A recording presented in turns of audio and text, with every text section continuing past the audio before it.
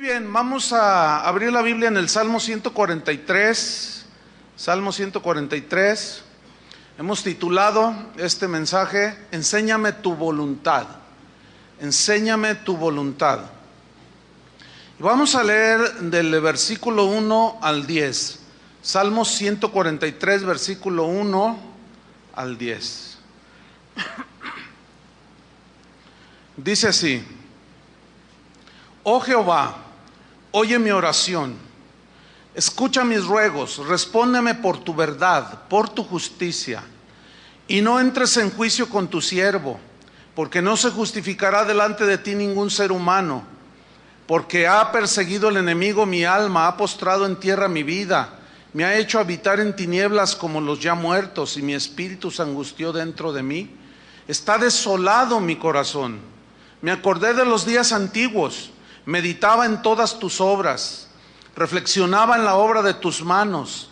Extendí mis manos a ti, mi alma a ti como la tierra sedienta. Respóndeme pronto, oh Jehová, porque desmaya mi espíritu. No escondas de mí tu rostro, no venga yo a ser semejante a los que descienden a la sepultura. Hazme oír por la mañana tu misericordia, porque en ti he confiado. Hazme saber el camino por donde ande, porque a ti he elevado mi alma. Líbrame de mis enemigos, oh Jehová, en ti me refugio. Enséñame a hacer tu voluntad, porque tú eres mi Dios. Tu buen espíritu me guíe a tierra de rectitud. Este salmo, hermanos, es una oración muy poderosa. Una oración que nos va a enseñar a nosotros acerca del tiempo de la angustia, el tiempo de la prueba, tiempos en los cuales cuando estamos en esas situaciones de aflicción nos provocan desorientación, como que nuestra memoria, nuestra mente como que se nubla, y en medio de esas cosas, de esas situaciones muchas veces no sabemos qué hacer, cómo enfrentar las cosas que se van presentando en la vida. Y David aquí en el versículo 1 comienza como todos nosotros debemos de comenzar, orando. Dice en el versículo 1, oh Jehová, y dirige su oración al Señor. Jesús dijo, todo lo que pidiereis al Padre en mi nombre, yo lo haré. Oh Jehová, dice, oye mi oración, escucha mis ruegos. Miren, Dios es omnipresente y omnisciente. Al ser omnipresente, Él oye la oración de todos. Él escucha el clamor, los ruegos de todos. Pero nosotros tenemos que conocer a Dios en todo lo que tiene que ver con su carácter, cómo es Él. Porque Dios oye las oraciones, Él es omnipresente, pero también Él es soberano. Y Él responde las oraciones a veces inmediatamente, a veces tarda una semana, un mes, a veces tarda más. A veces te dice no a tu petición, a veces te dice sí. Tenemos que tener en cuenta que Dios es soberano. ¿Qué significa que Dios es soberano? En la oración, que Él responde nuestras oraciones, no como nosotros lo queremos, sino como Él considera en su soberanía y en su omnisciencia, como Él conoce el pasado, el presente, el futuro, y las oraciones que hacemos están sujetas a su soberanía y a su omnisciencia, porque como Él sabe el futuro, nosotros tenemos que confiar en eso. Tenemos que saber que Dios todo lo sabe, y que si no me responde en ese momento es porque Él es soberano y sabe que lo mejor para nosotros tal vez es un poco más adelante. Pero aquí David sigue orando, dice, oh Jehová, oye mi oración, escucha mis ruegos, respóndeme por tu verdad, por tu justicia. Aquí verdad también en el hebreo se traduce por fidelidad. Respóndeme, Señor, yo sé que tú eres un Dios fiel. La Biblia dice que Jesús prometió estar con nosotros todos los días hasta el fin del mundo, y Él es fiel, Él está con nosotros. Entonces cuando nosotros oramos podemos invocar la fidelidad de Dios, pero también su justicia. ¿Por qué David invoca su justicia?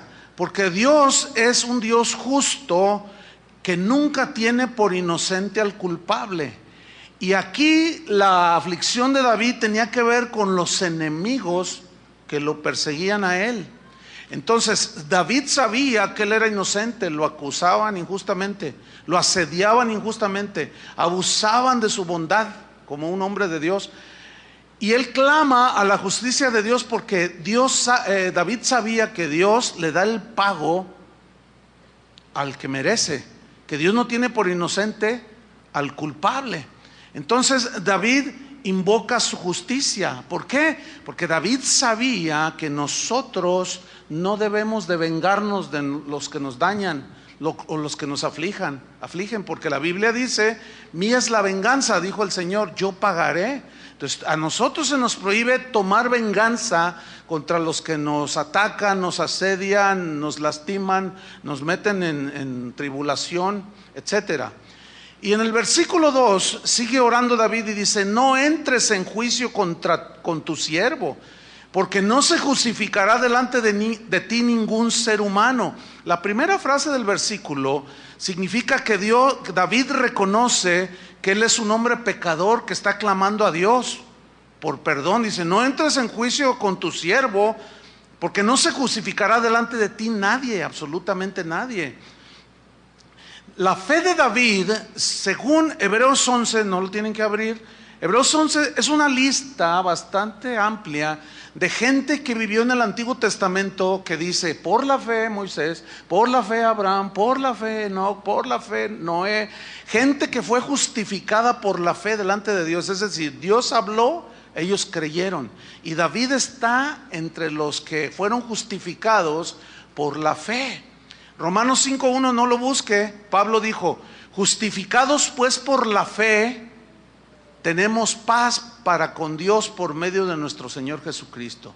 Entonces, los que hemos sido justificados por medio de la fe, tenemos libertad para entrar a la presencia del Padre.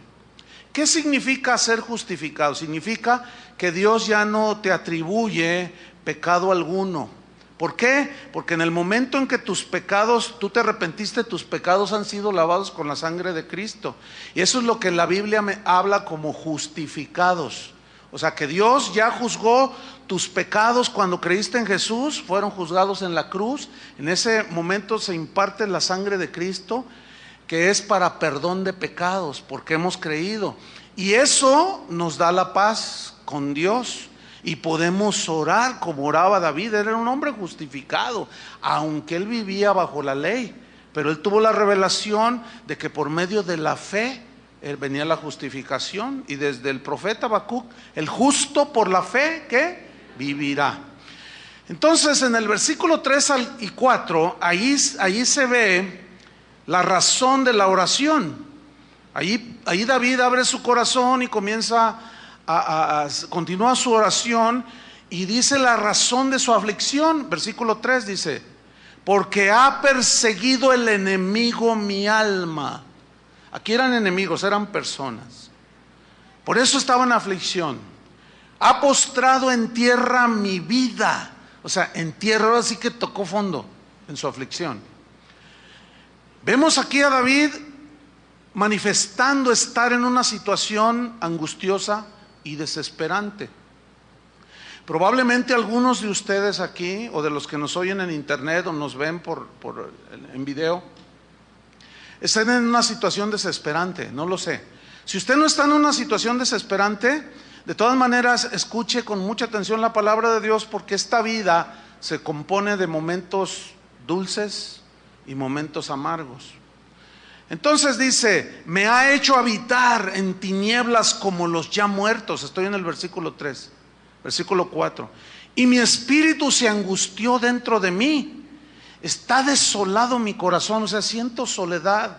Como que ¿dónde están los amigos? Como que ¿dónde está el Señor? Como me siento solo. Mi corazón siente una profunda soledad. Es una situación de aflicción. Sin duda aquí David está revelando su corazón delante de Dios. Pero David sabía algo, sabía acercarse a Dios, y lo hizo a través de lo que para nosotros en el Nuevo Testamento es una revelación. David tuvo revelaciones que en el Nuevo Testamento se nos confirman. Santiago 5:13. Mire la instrucción que dice la Biblia para cuando alguno de nosotros, hijos de Dios, estamos afligidos. ¿Qué es lo que debemos hacer? Santiago 5, versículo 13. Santiago 5, 13. Ese sí quiero que lo busque. Dice así: ¿está alguno entre vosotros afligidos? ¿Qué dice? Mire qué instrucción tan simple, tan sencilla. ¿Está alguno de vosotros afligido? Aquí afligido en el griego implica atribulado, angustiado, ¿sí? Como se sentía David. La instrucción es muy sencilla: haga oración. A veces las personas piden consejería o llaman por teléfono o escriben un correo y dicen: pastor, estoy pasando por una situación que a nadie le deseo. Fíjese que estoy así, así, así. Por favor, dígame, ¿qué hago? Estoy muy afligido. Haz oración. ¿Perdón? ¿Ora? No, bueno, ya sé que tengo que orar, pero nada más eso. Bueno, si quieres pararte de cabeza o castigar tu espalda o ayunar 3 meses, no sé. ¿Se dan cuenta cómo complicamos las cosas? ¿Se dan cuenta cómo hacemos lo sencillo tan difícil? No es tan difícil, hermanos. El problema es que nosotros, como queremos, estamos así, pues adecuados por nuestra naturaleza caída, a querer hacer algo más que lo sencillo que nos dice Dios que hagamos. ¿Está alguno afligido? ¿Qué tiene que hacer? Orar. ¿Qué es lo que está haciendo David precisamente en este salmo? Orar.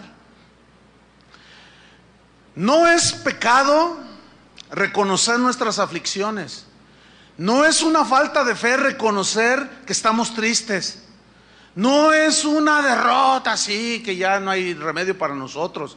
El hecho de reconocer que estamos en determinados momentos, que estamos hasta el polvo. No es así. Miren, desgraciadamente, doctrinas que se han infiltrado de 25 años para acá, cuando mucho 30 años, doctrinas extrañas a la Biblia, doctrinas que han enseñado a muchos cristianos no a orar, los han enseñado a declarar sobre sus vidas bendición, a decretar que todo les va a salir bien. Entonces, a los cristianos de hoy ya no se les enseña a orar, se les enseña a establecer, a decretar y a decir lo que debe suceder por un supuesto lenguaje positivo. No hace mucho, en un evento de esos, visitando una de las casas de oración, me encontré con un hermano que cuando lo vi yo mientras predicaba, me acordé de él. No, pues hace muchos años. Entonces al final se acercó a saludarme. Entonces yo lo llamé por su nombre: hermano, le dije, ¿cómo estás? Entonces me dice: estoy bendecido, victorioso y prosperado. Así, como le estoy haciendo. Y yo dije: ay, no, pues qué bueno, ¿no? Gloria a Dios. Yo dije: no, mi hermano ya está infectado con esa doctrina. Yo dentro de mí dije, ¿no? Al otro día, deliberadamente le volví a preguntar, lo saludé, le dije: oh, hermano, ¿cómo estás? Dice: estoy bendecido, victorioso y prosperado. No, pues qué bueno, ¿no? ¿Y tú cómo estás? Pues ahí la llevo. Decía: no, hermano, que sabe qué, que el Señor no sé. Bueno, llega el tercer día de conferencia, ya la última, la clausura, y ahí andaba el hermano. Yo lo vi que se acercó para saludarme y le volví a preguntar: ¿y ahora cómo estás, hermano? Y me dice: bendecido, victorioso y prosperado. Entonces yo le digo: a ver, acércate tantito. ¿Es verdad eso? ¿En serio? Y me mira, y le digo: no, ¿es verdad? Dice: bueno, mire, a decir verdad, hermano, tengo unas broncotas. Dice: mire, los hijos ya se me salieron del huacal, así dijo. Ya se me salieron de mi control, y no están muy grandes. Mi esposa ya se me anda queriendo ir. Ah, y estás bendecido, victorioso y prosperado. Por más que has declarado, ¿qué ha pasado con tu familia? No, hermano, no te dé vergüenza. Ve con Dios y dile: estoy angustiado. derrotado, estoy hasta el piso y no hay nadie que me pueda ayudar, solo tú, Señor. Ah, qué diferente. Eso es lo que la Biblia enseña. Eso es lo que la Biblia enseña. No enseña a hacer todo ese tipo de habladurías. Hay cristianos que al encontrar el sentido, digamos la doctrina correcta, sana, de que es oración, no es declaración, es oración, de pronto se dan cuenta y me han preguntado también, pastor, ¿qué hago? No sé orar.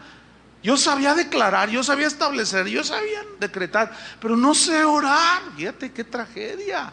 Cristianos no saben orar por doctrinas de demonios, por doctrinas torcidas. Bueno, sigamos con David. Vamos al versículo 5. Entonces David reconoce que está angustiado, afligido,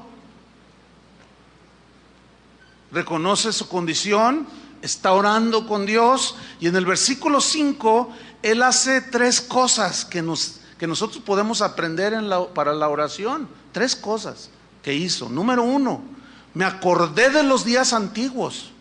Número 2, meditaba en todas tus obras. Número 3, reflexionaba en las obras de tus manos.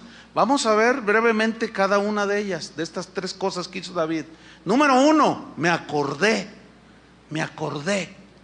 Tiene que ver con la memoria, el recuerdo, el verbo recordar.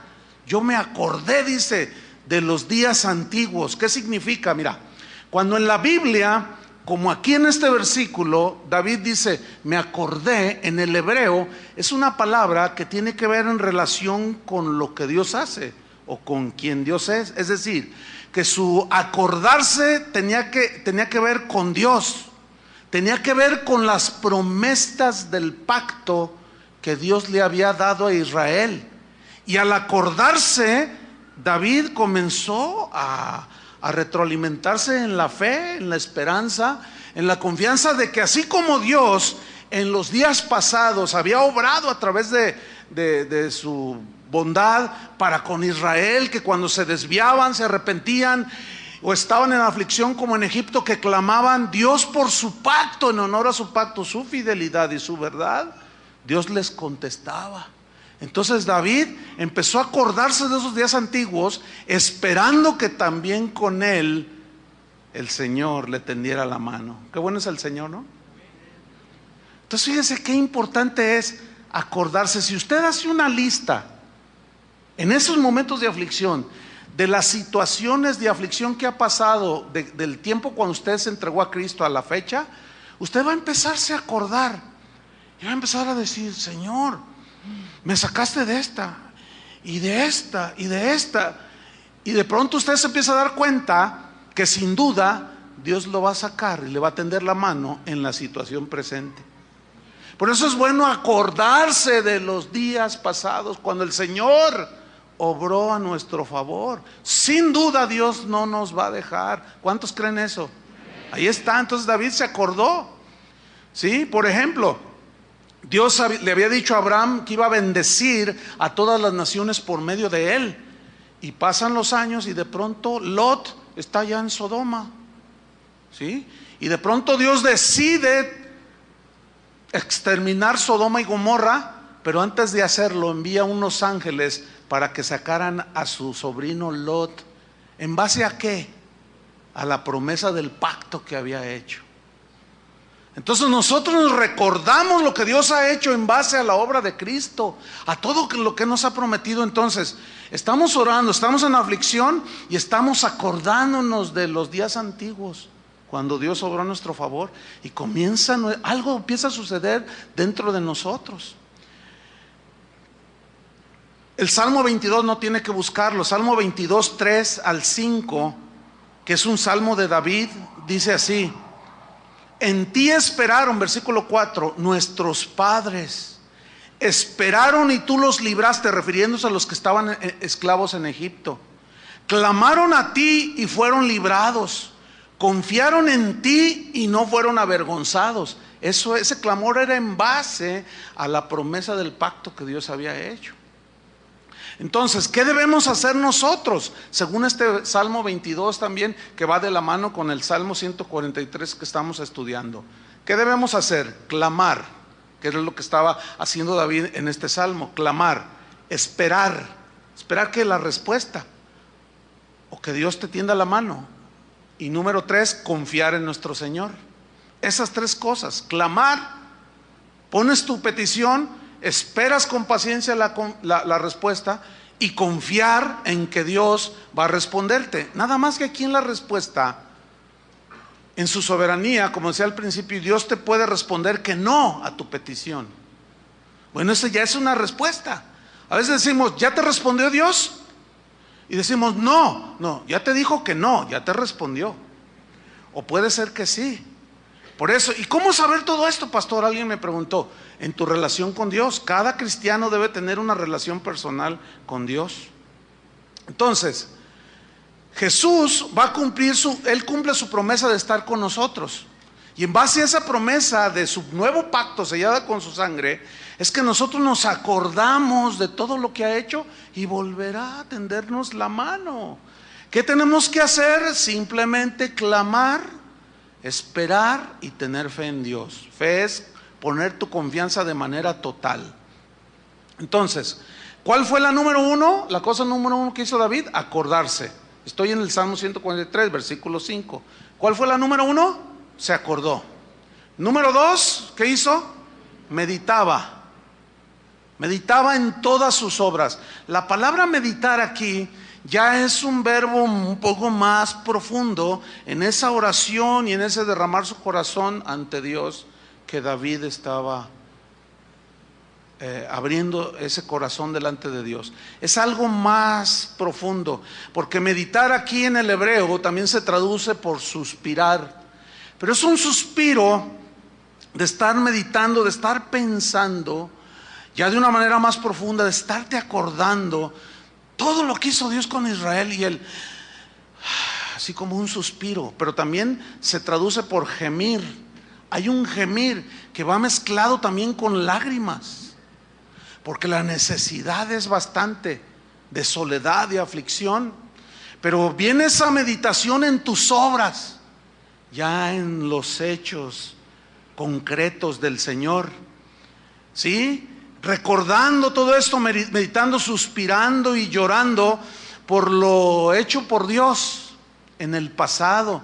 Y el salmista aquí, cuando dice meditaba en todas tus obras, el salmista está diciendo, yo suspiraba, así como diciendo, Dios lo volverá a hacer conmigo.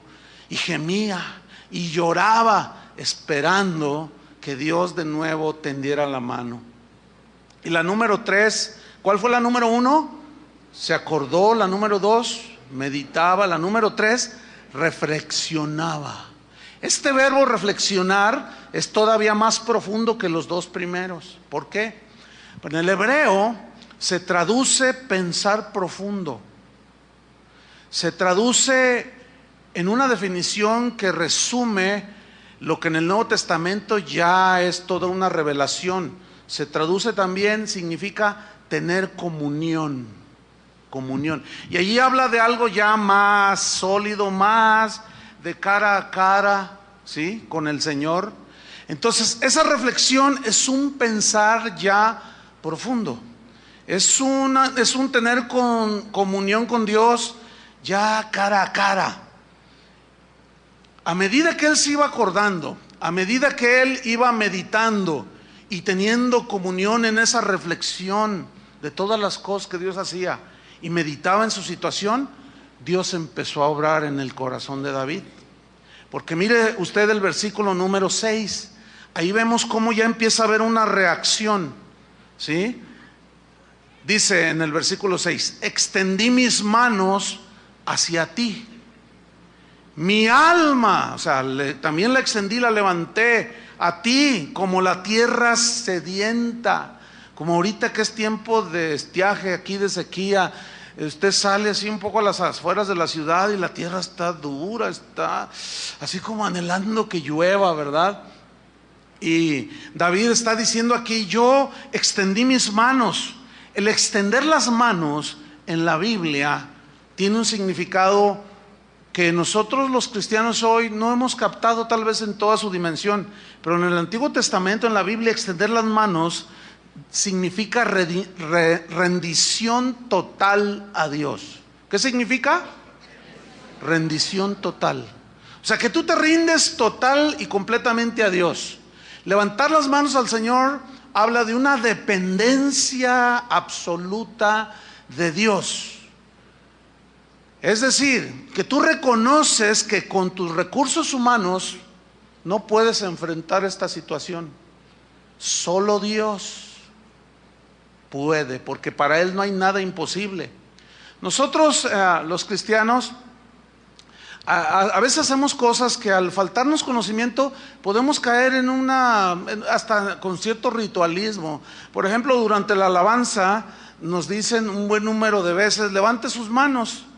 Y bueno, pues levanta uno las manos, pero al darles yo esta explicación, debemos entender así cuando se nos invita a levantar las manos al Señor. En la Biblia significa: ríndete completamente a Dios. ¿Ya te diste cuenta que con tu sabiduría no has podido? ¿Ya te diste cuenta que en tus fuerzas no has podido enfrentar ese problema? ¿Ya te diste cuenta cómo te arrastró tu naturaleza humana? Y por más que quisiste frenarla, te arrastró. ¿Te das cuenta que no puedes ni contigo mismo? Bueno, ríndete a Dios. Eso fue lo que le dijo el Señor a Pablo: bástate mi gracia, porque mi poder se perfecciona cuando tú ya no confías en ti mismo. Cuando te sientes débil, que ya no puedes, es cuando entonces yo soy fuerte en ti. Y ahí es donde el Señor nos quiere llevar, a tener una dependencia total. Y David está llegando a ese punto, ¿sí? Pero escuchen bien, el acordarse, el reflexionar, el meditar nos ayuda. ¿Por qué? Porque se empieza a elevar nuestra alma y comenzamos a reaccionar y empezamos a levantarla. Sí, Señor, es que yo no puedo, ayúdame, que seas tú, Señor. En el versículo 7, David está diciendo algo que es bueno mencionar. Dice: respóndeme pronto, oh Jehová. Se nota desesperación, ¿sí? Se nota que él estaba realmente en una situación apremiante. Dice: porque desmaya mi espíritu. Dice: no escondas de mí tu rostro. Mire, la verdad es que Dios siempre nos mira, porque Él está en todas partes, ¿sí? Y David dice: Señor, como diciendo, ¿dónde estás? Ahí estaba Dios. En la situación más difícil de tu vida, ahí ha estado Dios. Pero ¿por qué Dios a veces permite situaciones así? Porque Él sabrá su plan. Él sabrá el propósito que tiene para ti. A nosotros nos queda depender totalmente de Él y confiar en que Él nos va a tender la mano tarde o temprano. Pero David sigue hablando su situación. Dice: no venga yo a ser semejante a los que descienden a la sepultura. Vemos que la desesperación parece que abrazó a este rey David, que era conforme al corazón de Dios. Sus enemigos andaban sobre de él. Estaba la situación muy difícil. Pero déjenme decirles algo, hermanos: Dios no llega tarde. Dios no llega tarde. Puede tardarse una semana, un mes o 25 años, como tardó en responderle a Abraham que Dios le iba a dar un hijo. Pero en Hebreos dice que no nos hagamos perezosos, sino diligentes, como aquellos que por medio de la fe y la paciencia heredaron ¿qué? Las promesas. La fe y la paciencia. Entonces tú clamas a Dios en la situación, clamas y esperas. Esperas con paciencia a que Dios obre. Y cuando ya sientes que ya, Señor, me voy al hoyo, bueno, Dios en su soberanía nunca llega tarde, pero sí en ocasiones Él permite que toquemos fondo. Él permite situaciones en las que parece como que Él ya nos abandonó. Pero ¿saben por qué Dios las permite? Porque Él mejor que nadie sabe cuando no dependemos totalmente de Él. y confiamos en nuestra sabiduría, en nuestra propia prudencia, confiamos en los recursos económicos que podamos tener, confiamos en el trabajo que tenemos. Dice, este trabajo nadie me lo quita. ¿Se acuerdan lo que le preguntaron a los constructores del Titanic el día que lo botaron al mar en su primer viaje? Oigan, ¿y qué tan fuerte es? ¿Se podrá hundir algún día este barco? Y contestan, este barco hundirse, ni Dios lo hunde. Lo hundió un hielito, un cubito de hielo en el vaso del Señor.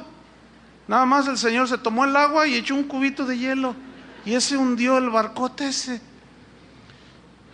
La soberbia, Dios la rechaza. Y Él quiere llevarnos al punto de que en verdad dependamos totalmente de Él. Y cuando no, bueno, Él se encarga. Puede usar a los enemigos, puede usar a la vecina, puede usar al policía, puede usar a que pierda la América, puede usar que... ¿Por qué ven a Carlos? ¿A poco le ven cara de águila? Dios tiene una multiforma de tratar con nosotros, ¿sí? Para que aprendamos. Miren, hermanos, la jactancia, la soberbia, el orgullo no es conveniente para un cristiano. ¿Por qué? Porque eso hace que dependamos de nosotros, que pongamos nuestra confianza en nosotros mismos, por favor, hermanos.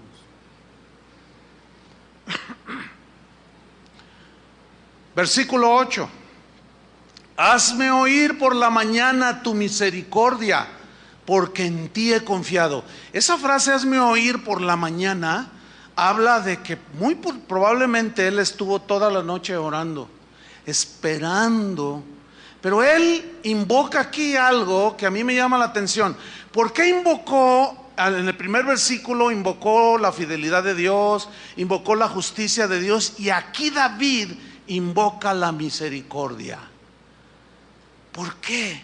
Yo me pregunté, dije, ¿por qué aquí invocó la misericordia? Y bueno, la misericordia, ¿qué es? La misericordia es un atributo que Dios tiene. Dios es misericordioso, dice la Biblia. Pero la misericordia es como el último recurso que Dios usa de sus atributos para tenderte la mano.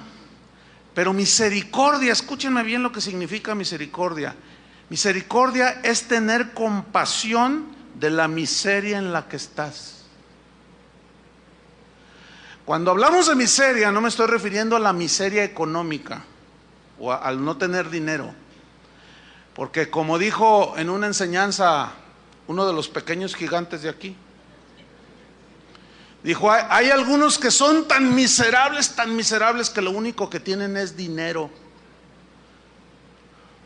Es verdad. Es verdad, esa reflexión es verdad. Entonces,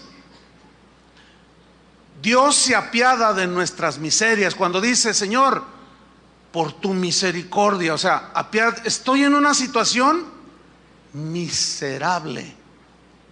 No económicamente, porque él era el rey, él vivía en un palacio, él tenía carrozas, tenía oro, tenía plata, vivía en un palacio. No está hablando de miseria económica, está hablando de su miserable condición de tristeza, de aflicción. Se sentía como un muerto ya que meten al hoyo. ¿Saben? En realidad nosotros, dice allí en la epístola de Judas, que nos salvó por su misericordia. O sea, se apiadó de nuestra vida miserable. Eso al ego no le gusta. Pero la verdad es que éramos unos miserables, en una miseria espiritual, en una miseria mental, sin capacidad para solucionar nuestros propios problemas. Eso es estar en miseria. Es no tener recursos. Y David dice, Señor, por tu misericordia. ¿Okay? ¿Qué estaba diciendo David? Reconozco mi miseria, Señor. soy un total insuficiente. Estoy en una condición, sí soy rey, pero estoy en una condición miserable. Por tu misericordia, Señor. Y el profeta Jeremías, ese fue más allá y de una manera poética dijo aquellos inolvidables declaraciones del profeta e invocaciones. Dice: por su misericordia no hemos sido consumidos. O sea, a pesar de que somos unos miserables, por su misericordia, porque se apiadó de mi miseria, no hemos sido consumidos, dijo. Nuevas son cada mañana tus misericordias. O sea, Dios, por eso es misericordioso, se apiada de lo miserable de la situación en que podamos estar. No es necesariamente algo ofensivo o burlesco el que Dios se apiade de nuestras miserias. No, precisamente ahí resalta la bondad de su carácter, que está dispuesto a tender la mano al que reconoce que está en miseria. Espero me esté explicando para que ustedes entiendan. Entonces dice el versículo 8: hazme oír por la mañana tu misericordia. Y luego él ratifica algo muy importante: porque en ti, dice el versículo 8, en ti he confiado. Confianza en Dios. Saben que en el Nuevo Testamento la palabra fe, y en el Antiguo Testamento, tanto en el griego como en el hebreo, la palabra fe significa, así literalmente, significa confianza total en Dios. Eso es la verdadera fe. Confiar plena y totalmente en Dios. ¿En qué situaciones? En las situaciones en las que tú, en nuestra miseria, no podemos hacer nada y reconocemos. Muchos de nosotros, nuestro orgullo no nos permite reconocer que nuestros recursos no son capaces. No es inherente en nosotros la capacidad de nacer de nuevo, por ejemplo. No es inherente en el ser humano la capacidad de entender las cosas de Dios. Somos seres dependientes, dependemos de la revelación de Dios. Y Dios se reveló a nosotros cuando vino Jesucristo a esta tierra. Somos seres dependientes, dependemos del aire, de la comida, somos seres dependientes. Los salmos y muchas escrituras lo dicen. No solo dependemos del aire, dependemos de todo. Somos seres dependientes y nuestra vida depende totalmente de Dios. Y si en esa dependencia habla de nuestra insuficiencia. No somos todopoderosos. Acabo de escuchar una muy lamentable declaración de uno de esos apóstoles que andan pululando ahí en las iglesias. Él dijo así: nuestro Dios es un rey, dijo. Jesús es un rey, es el rey de reyes. Y todos los oyentes dijeron amén. Dice: entonces nosotros, al ser hijos de un rey, somos príncipes, dijo. Y es verdad, ¿no? Somos, imagínate, mi papá es el rey de España. Ay, híjole, pues apantallas a todo mundo, ¿no? Entonces imagínate, Jesús, el rey de reyes, pues es nuestro rey. Pues ¿qué somos nosotros? Somos príncipes. Y tenemos que tener en nuestro corazón bien firmes y levantar el rostro. Los cristianos debemos, fíjense lo que dijo, los cristianos debemos de ser gente orgullosa de quiénes somos. Levante su rostro así con orgullo, y ahí están todos. Yo cuando oí, ¿qué está diciendo este? ¿Qué está diciendo este? Sí somos hijos del rey, pero nuestro rey sufrió. Y él dijo: si a mí me lo hicieron, a ustedes también. Alguien tiene que estar equivocado, sin duda. La Biblia enseña por todo, desde el principio hasta el fin, que Dios resiste a los orgullosos, a los soberbios. Pero le da gracia ¿a quién? A los humildes, les da favor, que es en lo que se desenlaza aquí el Salmo. Dice en el versículo 9, me faltaron un par de versos ahí en el 8. Hazme oír por la mañana tu misericordia, porque en ti he confiado. Fe. Hazme saber Fíjate su oración: hazme saber el camino por donde ande. Hazme saber, Señor, porque no sé por dónde caminar. Pero fíjate, el Señor hizo una declaración en el Antiguo Testamento. Dijo, hablando de sus hijos, dice: por más torpe que sea, no se extraviará. Porque Dios cuida a los suyos. Dios conoce a los suyos y cuida a los suyos. Los sabe cuidar bien, porque somos sus hijos. ¿Qué padres no cuidan a sus hijos? Solo los irresponsables. Y Dios no es un padre irresponsable. Y Él nos cuida, hermanos, nos protege. Deberíamos estar muy alentados con estas verdades de Dios.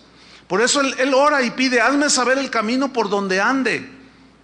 No quiero andar por camino errado. Ya he probado caminos que me han parecido derechos, pero su fin ha sido muerte.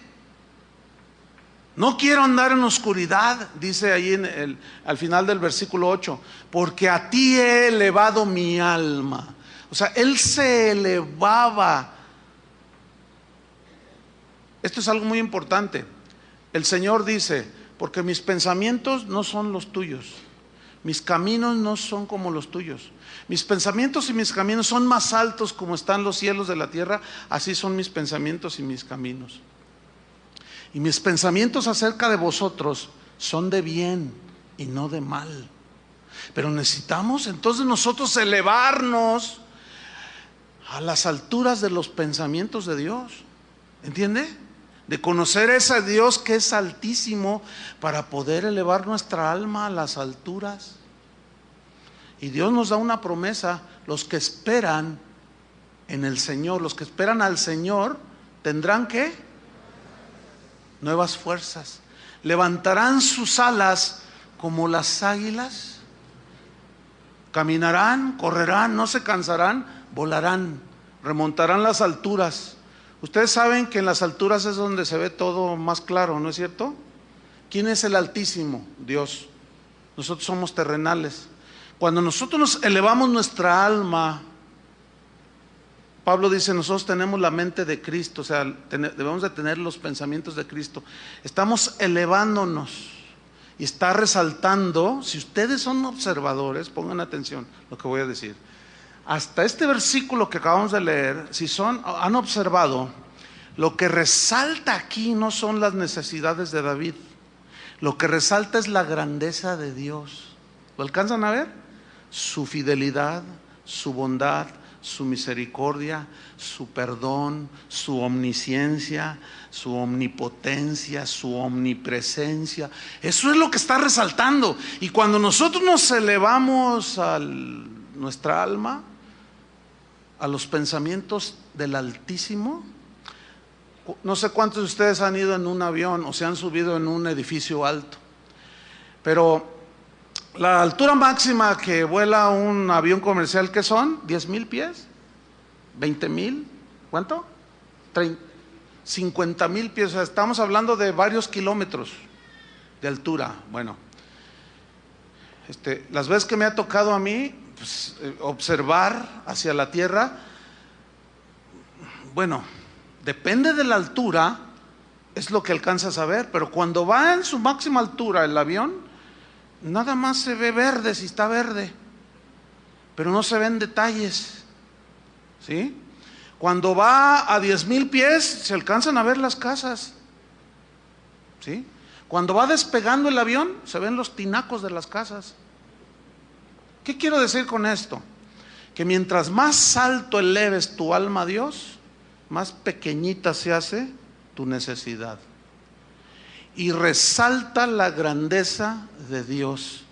Espero que estén entendiendo, porque nuestra naturaleza humana nos lleva a nada más ver lo terrenal a nuestro alrededor y no alcanzamos a levantarnos. Por eso David decía: he elevado mi alma hacia ti. Vayamos al Altísimo, hermanos. Y una vez que estamos allí en las alturas con Dios, meditando, reflexionando, acordándonos, mira hacia abajo, hacia tu situación, hacia tu problema, y vas a decir: ni se ve ante la inmensidad la grandeza de Dios.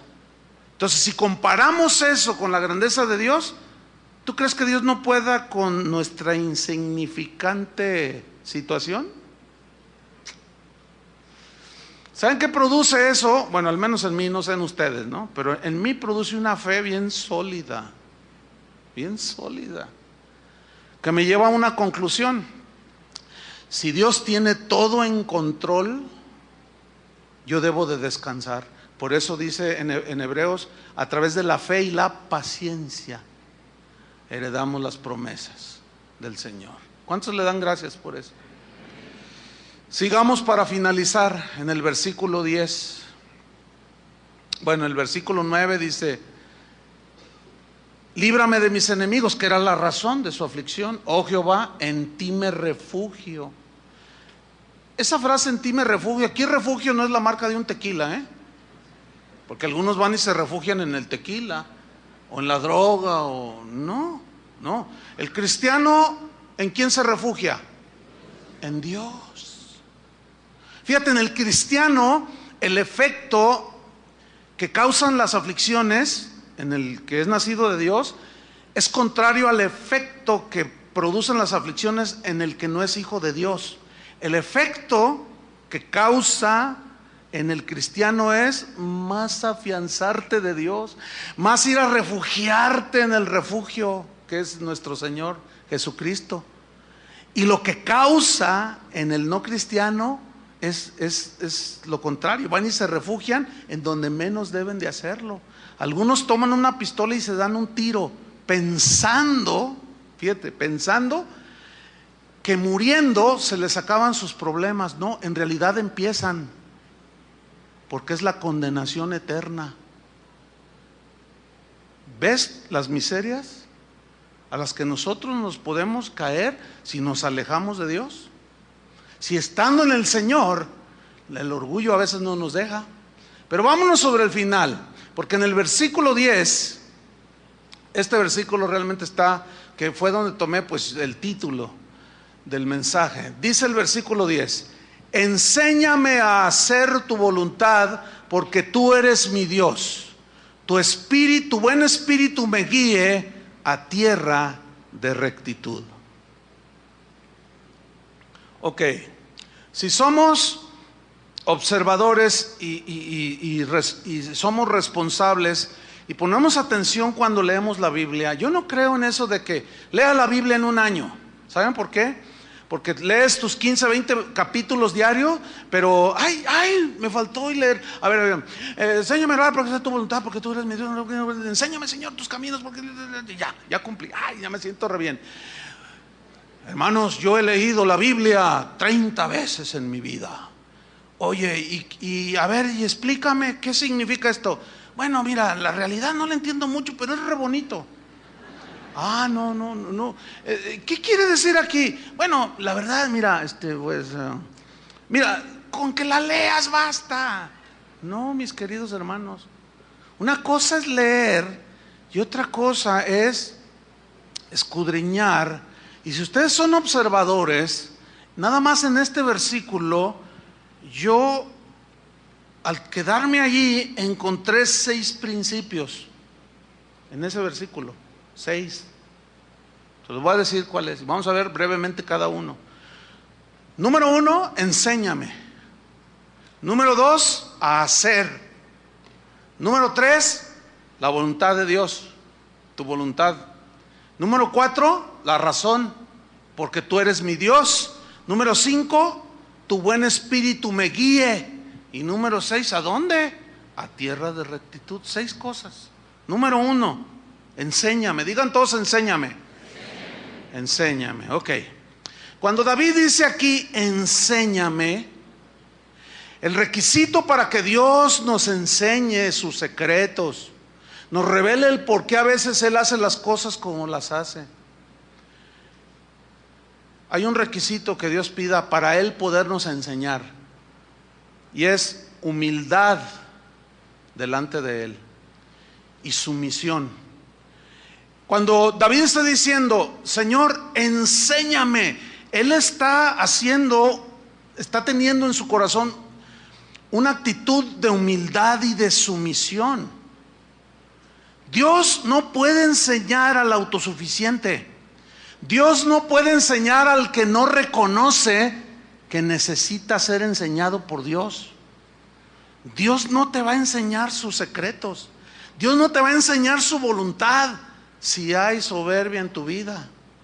Algunos se les pueden estar yendo los hijos. El matrimonio puede estar hecho un desastre y ni aún así se doblan para decir: Señor, enséñame. Dame sabiduría para saber cómo voy a enfrentar esta situación tan difícil en la que me metí. Y se quedan donde están. Porque el requisito que Dios pide para que Él nos enseñe es la humildad. Entonces, la humildad es una actitud del corazón que reconoce que Él sí sabe todas las cosas, que Él sabe todo, conoce todo, y que como es el Todopoderoso y el Omnisciente y el que llena todo el universo, entonces Él es el que sabe. Job una vez le dijo: Señor, ¿por qué esto? Y se puso medio a contender con Dios, y Dios le dijo: ok, a ver, siéntate allí, Job, te voy a hacer yo a ti unas preguntas. Si me las contestas, entonces ya podemos dialogar al nivel que tú quieres dialogar conmigo. Parafraseando, ¿no? Dice: a ver, si crees que sabes mucho, ¿dónde estabas tú cuando yo fundaba la tierra, Job?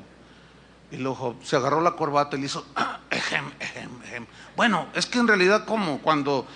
Sí, ¿dónde estabas tú cuando yo fundaba la tierra? ¿Dónde estabas? Todavía ni existía el Job. Dice: a ver, dime, ¿dónde estabas tú cuando yo puse en el universo las estrellas y les puse nombre? ¿Dónde estabas tú? Dime, si eres muy inteligente, respóndeme. No, bueno, Señor, es que pues no es para tanto, Señor. Se quebró el Job. La actitud, escúchenme bien, la actitud con la que tú y yo nos acerquemos a Dios para que Él nos revele y nos enseñe es muy importante para Dios. Y como les dije al principio, desgraciadamente a muchos cristianos no los han enseñado a orar. Los han enseñado a tener una actitud soberbia delante de Dios. Dios no enseña a ese tipo de gente. Y todavía les enseñan y les dicen: haz una lista y preséntala delante de Dios y dile: aquí está lo que yo te pido, Señor, y te pido, te doy 3 meses, dicen unos. Otros más osados, más bendecidos, prosperados, y lo que me dijo aquel hermano, se atreven a decirle al Señor: te doy 3 días para que me contestes. Imagínate nomás. ¿Qué es eso? ¿Sabes qué hace Dios? Se te queda viendo así. Porque Dios resiste a los soberbios, pero le da gracia a los humildes. Gracia es el favor. Entonces la actitud con la que nosotros le preguntamos a Dios es muy importante, hermanos. David dijo: enséñame. ¿De veras quieres ser enseñado por Dios? Actitud enseñable. Mira, en una ocasión los fariseos se acercaron con Jesús y le dijeron, los fariseos eran bien orgullosos y llegaron ahí muy soberbios, prepotentes. A ver, queremos que nos respondas una cosa. Y Jesús los mira: a ver, digan, ¿con qué autoridad haces estas cosas que tú haces? Y Jesús les responde: yo también les voy a hacer una pregunta a ustedes. O sea, ellos les están preguntando algo al Señor, querían una respuesta, pero noten la actitud. ¿Con qué autoridad haces estas cosas? Yo también les voy a hacer una pregunta. ¿El bautismo de Juan era de Dios o era de los hombres? Y empezaron a cavilar entre ellos y decían: si decimos que era de Dios, nos va a contestar: ¿por qué no le creísteis? Y si decimos es de los hombres, no, el pueblo nos va a apedrear. ¿Por qué? Porque tienen a Juan por profeta. Y Jesús: ¿y bien? Dice: no sabemos. Y Jesús dice: pues yo tampoco. ¿Qué significa eso, hermanos? No les contestó. ¿Por qué? Porque ellos no llegaron delante de Jesús con la actitud correcta. Hay gente que me manda correos y el lenguaje escrito también es gráfico. También hay palabras que se pueden usar que están evidenciando la actitud. Y yo percibo cuando la gente que quiere contender no quiere aprender. Lo percibo, ¿por qué? Porque somos espirituales. Y puedo percibir cuando alguien hace una pregunta, pero que verdaderamente tiene una actitud de que quiere aprender. Y a los que yo discierno y capto que me preguntan, pero para contender, no les contesto. ¿Saben por qué? Porque ellos no quieren aprender, ellos quieren contender y se quedan igual. Lo mismo hace Dios, y ahí hay un principio. Cuando yo estoy en el salón de clase, o cuando estoy aquí como ahorita enseñando la palabra de Dios, ¿saben que también se ve la actitud? ¿A poco creían que no? Se ve la actitud. Si tú realmente tienes hambre y deseos de aprender, o tienes esa actitud, bueno, de esos no hay ahorita, pero se ve.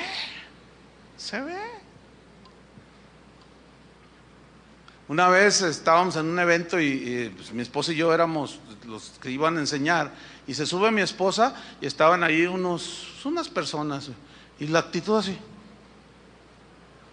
¿y esta qué nos enseña? Uy, no, pues, imagínate. ¿Tú crees que así se va a aprender? Acabamos de estar en un evento en la Ciudad de México. Fue un evento para mujeres, para damas, mujeres cristianas y no cristianas. Pero a mí me invitaron también a dar algunas 2, 3 enseñanzas. Pero yo escuché a 3 oradoras: la esposa del pastor de allá, mi esposa y Janet Arroyo. Y yo las oía y yo decía, ¿y qué estoy haciendo aquí? En serio, ¿qué estoy haciendo aquí? O sea, yo meditaba y decía, ¿qué estoy haciendo aquí? Si tienen una palabra, pero bueno, me invitaron y bueno, pues fueron muy amables y me acompañaron a mi esposa. Pero cuando subí, yo les dije, fíjense hermanos, hay gente que cuestiona y un par de versículos nada más donde dice, la mujer calla en la congregación porque no le es permitido a la mujer enseñar. No tengo tiempo para explicar los versículos en su contexto histórico, etcétera, etcétera. No tengo tiempo. Pero yo les dije, fíjense, ¿qué les parecieron las 3 mujeres que acaban de hablar? Si esos que cuestionan que la mujer hablaran como estas 3 señoras mujeres pues que acaban de hablar, otra cosa sería, pero su actitud farisea, ¿entienden? No los deja crecer. ¿Por qué? Porque no son enseñables. El enseñable calla y escucha y medita, ¿sí? Si es correcta la enseñanza, si es justo lo que se te está diciendo, si es correcto, si es limpio, si es para tu bien, entonces debes de tener un corazón enseñable. Pero los que todo lo cuestionan hasta el color de la pared. ¿Y por qué amarillo? El amarillo, hasta hay un dicho que dice, el que de amarillo se viste, a su hermosura se tiene y de sinvergüenza se pasa. ¿Por qué? No, esos fariseos huelen a fariseo del tiempo de Jesús. Esos nunca aprenden. Los que cuestionan todo, nunca los enseña el Señor y se quedan ahí. Miseria. Pero te tengo buena noticia. En esa miseria en la que puedes estar, si finalmente elevas tus ojos al Altísimo, Dios te tiende la mano y te puede enseñar. ¿Cuántos quieren que Dios los enseñe? Por eso David dijo, enséñame. Ahora, aquí a mí me surgió una pregunta, ¿enséñame a qué? ¿A qué me enseñas? Fíjate, el mismo versículo nos da la respuesta. Enséñame ¿a qué? A hacer. Esto me puso a pensar así, a meditar. A ver, enséñame a hacer. ¿Y esto saqué? Miren, en conclusión, no basta oír solamente. Como ustedes ahorita ya escucharon algunas cosas que Dios nos está enseñando a través de su palabra. Ok. No basta con oír. Ahora, si yo les pregunto a ustedes, ¿entendieron lo que les he explicado? No basta tampoco. No basta. O sea, ya oyeron, entendieron. Pero no basta con oír y entender. No basta con decir, no, sí, cierto. Pero si tú no llegas al terreno de los hechos, ¿sí? Alguien dijo por allí que no, que el camino al infierno está tapizado de buenas intenciones, o sea, de gente que oyó, entendió, pero a la hora de la hora nunca hizo nada. La Biblia dice: pero sed hacedores de la palabra y no solamente oidores. Ahora, para hacerla tienes que entenderla. Entonces fíjate, no basta con oír, no basta con entender, hay que hacer. Y como dijo aquella ancianita en una iglesia, que el pastor dijo: bueno, están despedidos, el sermón ha terminado. Entonces la viejita dijo: pastor, ¿puedo decir algo? ¿Cómo no? Hermana Panchita, venga y dígales a los hermanos. Dice: no, hermanos, el sermón no ha terminado, apenas es la primera parte, la segunda parte es allá afuera, dijo. Hay mucha gente que viene: pastor, ayúdeme, a ver, ¿qué te pasa? Es que estoy así, así, así.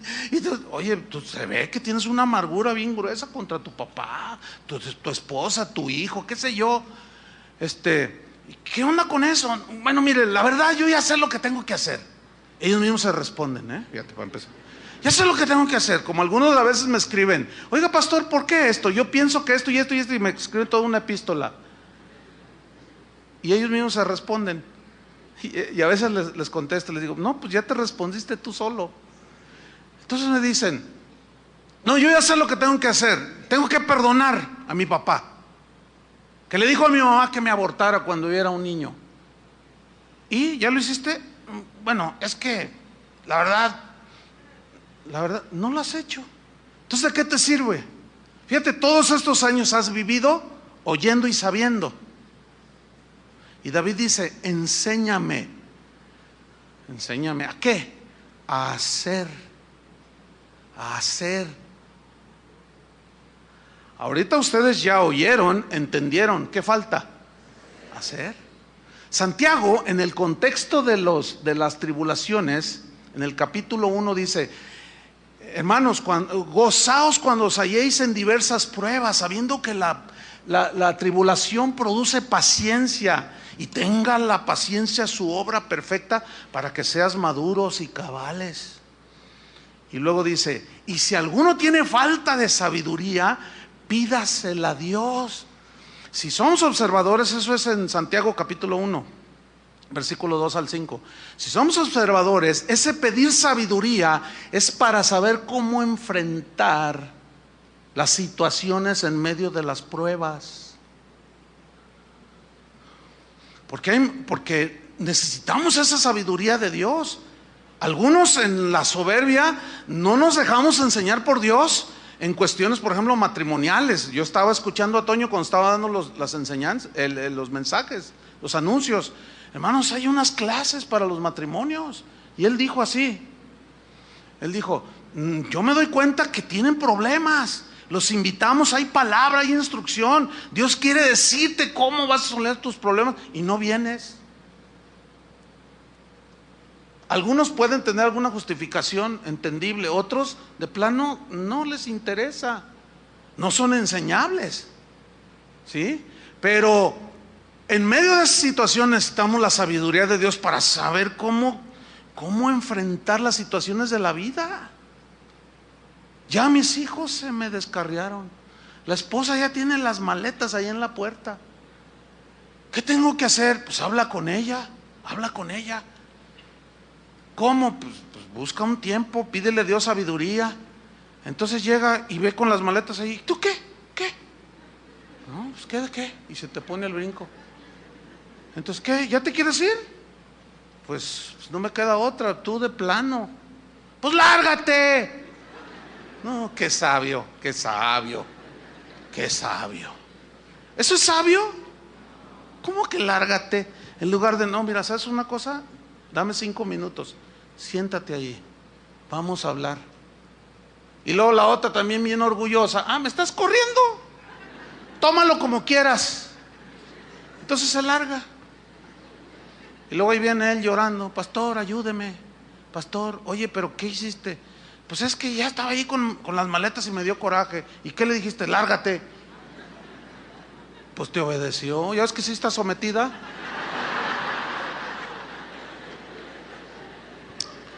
Si alguno tiene falta de sabiduría, pídala a Dios. Por eso David en este salmo nos está dando toda una enseñanza al Espíritu Santo, hermanos. Enséñame a hacer, pero ¿hacer qué? El número 3, tu voluntad. ¿Hacer qué? Tu voluntad. Eso es algo muy, muy importante. Muchos de nuestros problemas, hermanos, son el resultado de hacer nuestra propia voluntad. De por sí nuestra condición humana, con muchas deficiencias, nos mete en problemas. El pecado nos mete en problemas. A eso hay que añadirle que hemos hecho muchas decisiones en nuestra vida. Yo tengo 56 años. Lo que hoy estoy viviendo aquí en el presente, mi presente como cristiano, como pastor, como esposo, como padre, como pastor, es producto de las decisiones que yo tomé en el pasado.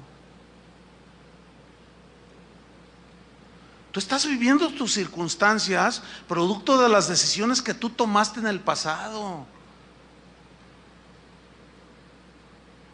Y yo me he dado cuenta cuando he tomado decisiones de mi propia iniciativa, cuando he hecho mi voluntad. Y las consecuencias tengo que asumirlas. Entonces, nosotros mismos somos los que nos metemos la mayoría de las veces en broncas, en problemas. ¿Por qué? Porque a fin de cuentas hacemos lo que nos da nuestra gana, nuestra voluntad. Dios dice una cosa y nosotros decimos, sí, pero yo pienso que es mejor esto. Ah, ok, bueno, está bien. Por eso David dijo, enséñame a hacer ¿qué? Tu voluntad. ¿Se acuerdan de Jesús cuando estaba ahí en Getsemaní? Que sudaba como gotas de sangre por la presión, la aflicción, la tribulación en la que estaba, lo que venía al siguiente día, la crucifixión. Y él en su humanidad clamó y dijo, Padre, si es posible, pasa de mí esta copa. Fíjate qué oración que desconcierta a algunos. ¿Cómo? Es que, ¿cómo él está diciendo que si había alguna posibilidad de no ir a la cruz? Pues eso es lo que está orando. Y a algunos los desconcierta. ¿Pero por qué? Es que no toman en cuenta que Jesús también era humano, que estaba sufriendo y sudaba literalmente como gotas de sangre. Pero finalmente dice, pero no se haga mi voluntad, sino la tuya. Cuando los discípulos se le acercaron a Jesús, Señor, enséñanos a orar como Juan el Bautista enseña a sus discípulos. Oh, vengan, siéntense. Cuando ustedes oren así y digan, Padre nuestro que estás en los cielos. ¿Se acuerdan de esa oración que no necesitamos ni citarla ni verla en la Biblia? Nos la sabemos de memoria. Padre nuestro que estás en los cielos. ¿En dónde? Arriba, el Altísimo. Nosotros estamos en la tierra. Santificado sea tu nombre, santo, puro, limpio, no hay otro como tú. Venga a nosotros tu reino. ¿Qué significa esa frase tan mal entendida? Venga a nosotros tu reino. Un reino es gobernado por un rey. Ese rey dicta leyes que gobiernan para el bien común de los que viven en ese reino, ¿sí? El reino de Dios está gobernado por un rey y ese es el Rey de Reyes, Jesucristo. Y sus leyes es su palabra, sus mandamientos. Entonces cuando Jesús les dice, ustedes oren así, gobierna tú dentro de mí. Gobierna en mi vida, o sea, tu voluntad, dice, venga a nosotros tu reino, hágase tu voluntad como se hace en los cielos, hágase en la tierra. ¿Quién va a hacer la voluntad de Dios en la tierra? ¿Los que siguen al diablo, a la carne y andan en todos sus rollos? No. ¿Quiénes? Se entiende que los hijos de Dios, en quienes reina Jesús en sus corazones. Entonces cuando dice, venga a nosotros tu reino, es gobierna tú, Señor. Tu voluntad sea hecha en mi vida.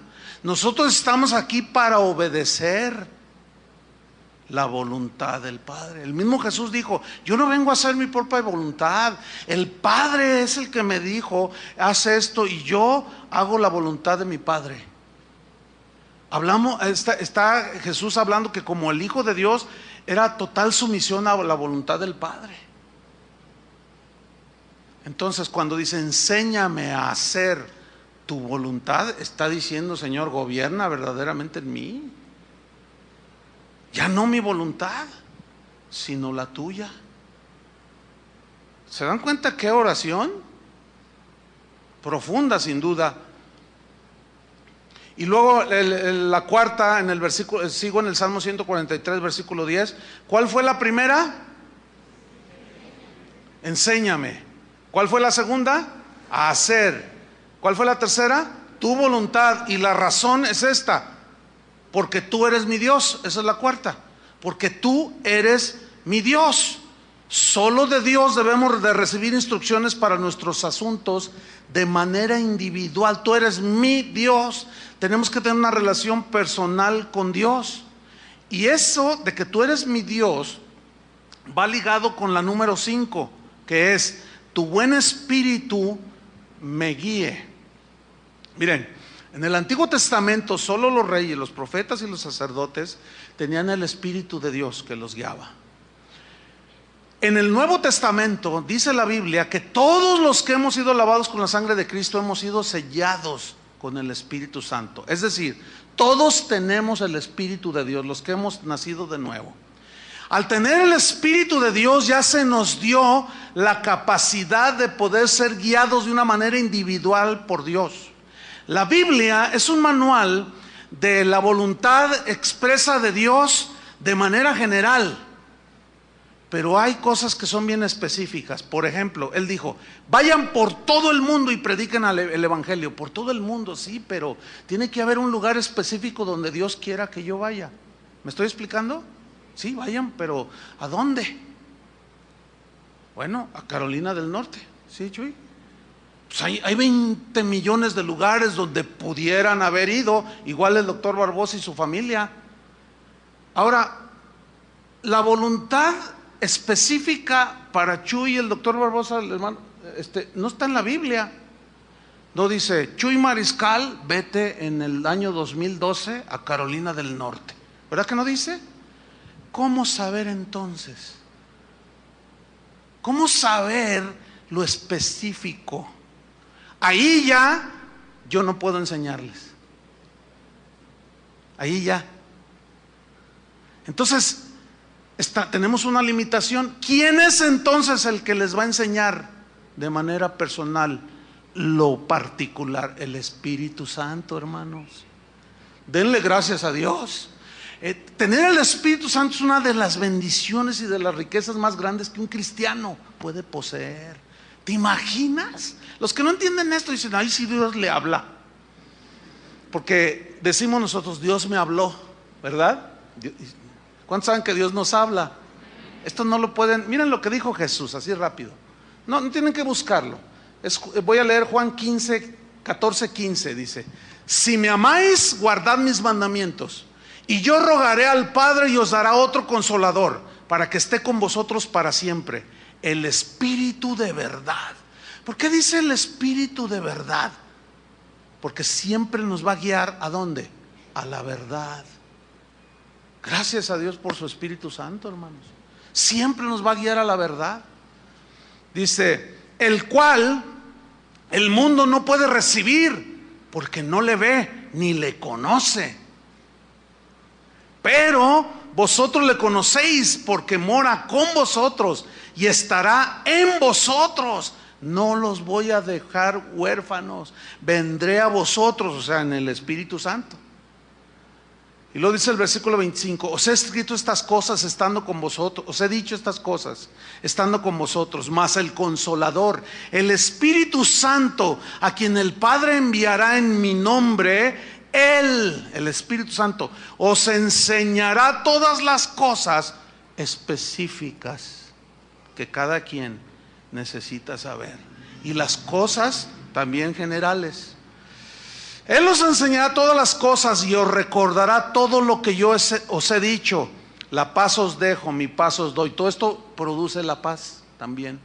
Mi paz os dejo, mi paz os doy. Yo no os la doy como el mundo la da. No se turbe vuestro corazón ni tenga miedo. No están huérfanos. No pueden decir: no tengo quien me guíe, no tengo nada. No, tenemos el Espíritu Santo. Y ahí en ese terreno yo ya no puedo. Yo eso lo entiendo perfectamente. Yo no quiero ponerme en el lugar como erróneamente algunos pastores dicen. ¿Sabes qué? Le dicen a un joven: termina con esa muchacha, no es la que Dios tiene para ti. A mí Dios me mostró que es aquella que está allá. Y este va y le hace caso. Entonces, ¿en balde está el Espíritu Santo? Pues parece que sí.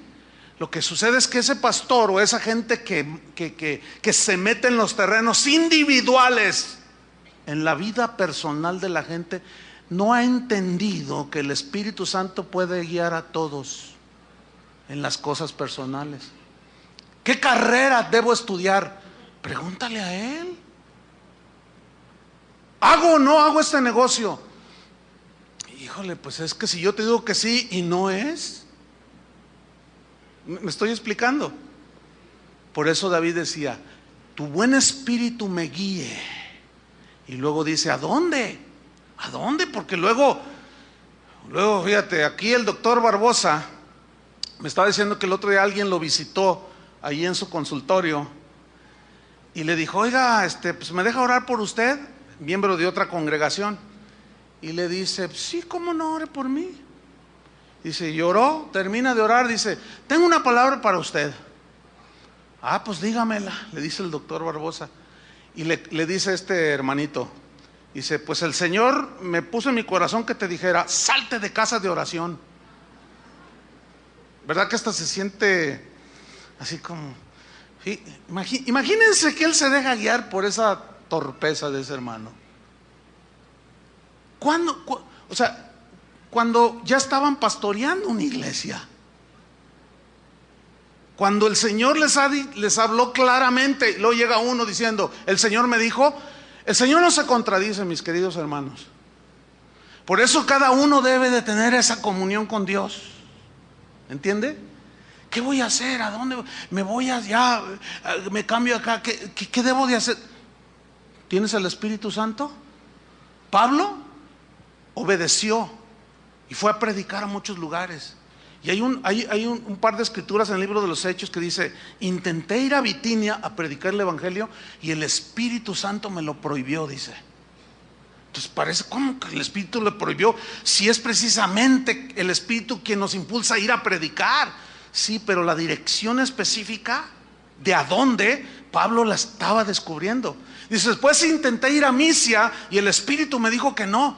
Y me quedé así y de pronto, dice, tuve una visión, un macedonio que me dijo: ven y ayúdanos. Entonces entendí que el Señor quería que fuéramos a Macedonia. Y allá van, y allá era. O sea que en la búsqueda de la voluntad particular de Dios nos podemos equivocar, pero como tenemos al Espíritu Santo, denle gracias a Dios, el Espíritu nos frena o nos impulsa. ¿Sí? Hay cristianos que están en la búsqueda de Dios y como se expusieron a enseñanzas de que tú declares, que tú lo otro, el Señor está haciendo que no y empiezas no. Dios cierra las puertas, te está diciendo evidentemente que no, porque Él es el único que cierra o abre puertas, según Apocalipsis. Él es el único. Entonces están cerradas las puertas, ya estás tú pateando las puertas. Y en el nombre de Jesús, yo declaro, yo en el nombre, y están peleándose con Jesús. Como Pablo persiguiendo a los cristianos. Pablo, dura cosa te es darle puntapiés al aguijón. Tú solo te estás dañando, nunca vas a poder conmigo. Hermanos, enséñame a hacer tu voluntad, porque tú eres mi Dios. Guíame, tu buen espíritu me guíe. ¿A dónde? A tierra de rectitud, hacia lo recto, lo bueno. Dios siempre nos va a guiar hacia lo bueno, lo sabio, lo justo, lo prudente. ¿Cuántos le dan gracias a Dios? Ya saben lo que hay que hacer cuando estén tristes. Ahí está. Oremos. Señor, te damos muchas gracias por tu palabra. Gracias porque ella verdaderamente es nuestra luz. Verdaderamente tu palabra, Señor. Pero tu buen espíritu también, Señor. Gracias, Padre, porque sabemos, entendemos que las aflicciones son parte de la vida de un cristiano en esta tierra, Señor.